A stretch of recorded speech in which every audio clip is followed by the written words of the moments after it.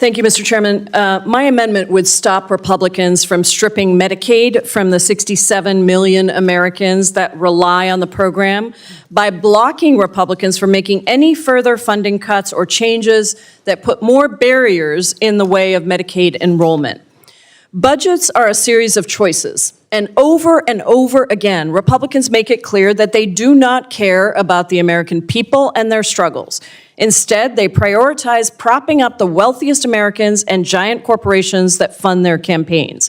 Last year, in the big bad betrayal bill passed by Republicans, in order to give $4 trillion in tax breaks for corporations and the wealthy, Republicans slashed health care from over 8 million Americans with drastic cuts and changes to Medicaid and the ACA.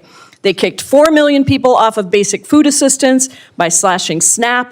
3.8 million still stand to lose Medicaid or children's health insurance coverage.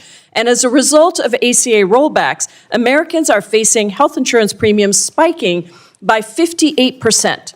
In the richest country in the world, Mr. Chairman, 9% of Americans are completely uninsured and roughly 25% are underinsured, meaning even if they've got insurance, they can't afford their medical bills. That's why we have over $220 billion in medical debt in America.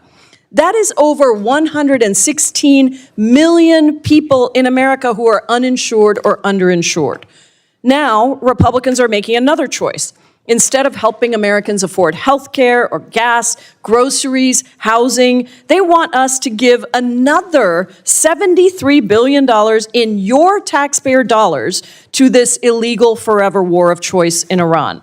Another $73 billion to the Pentagon. The only federal agency that has never passed an audit has actually failed 8 audits and is full of waste, fraud, and abuse. We simply cannot allow Donald Trump and Republicans to continue to steal from the American people.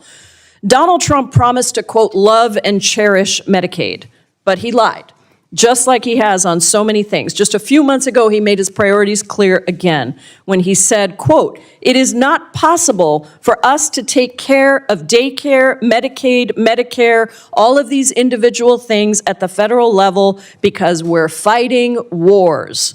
Let's be clear. This war on Iran is illegal. It has already killed 14 U.S. service members and injured many more.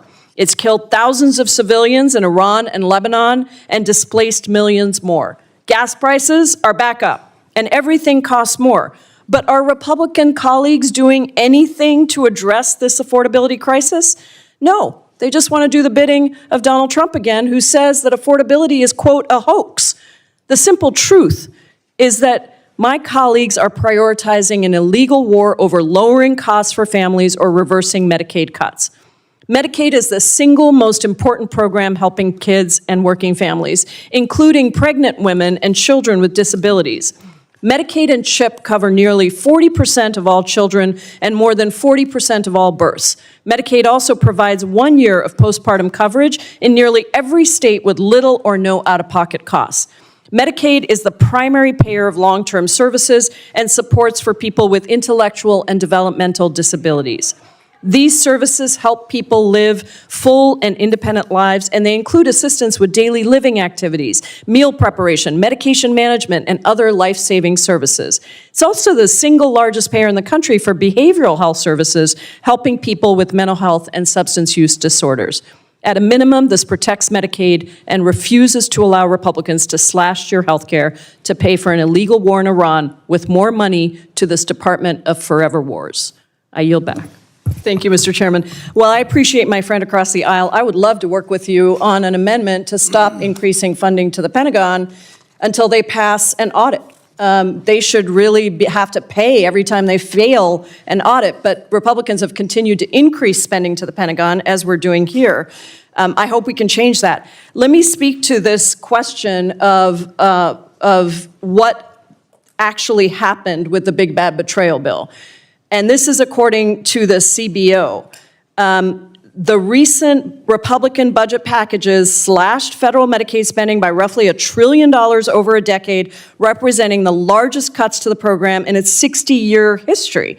And the way that this was done was not by going after fraud from institutional providers. My colleague is correct that there's, I can't see you over there, I'm trying to look over my microphone. My colleague is correct that there's a lot of institutional fraud. Of the fraud that's committed within Medicaid, it is primarily institutional fraud. But you're not going after the institutional fraud. You're putting in barriers to stop people from actually accessing Medicaid. And that is a big part of the problem. We're kicking people off of Medicaid when there's actually the studies by the Department of Health and Human Services, Office of the Inspector General, say that intentional fraud committed by the individuals receiving Medicaid benefits is exceedingly rare. The vast majority of fraud is coming from institutional actors like pharmaceutical providers or diagnostic labs or other corporations that are involved. That's not what the big bad betrayal bill went after. It went after individuals who are actually getting the health care that they desperately need. And so I think that when we come back to this, the reality is we kicked a lot of people off of health care, off of Medicaid with the big bad betrayal bill, and that's why I hope we can pass my amendment.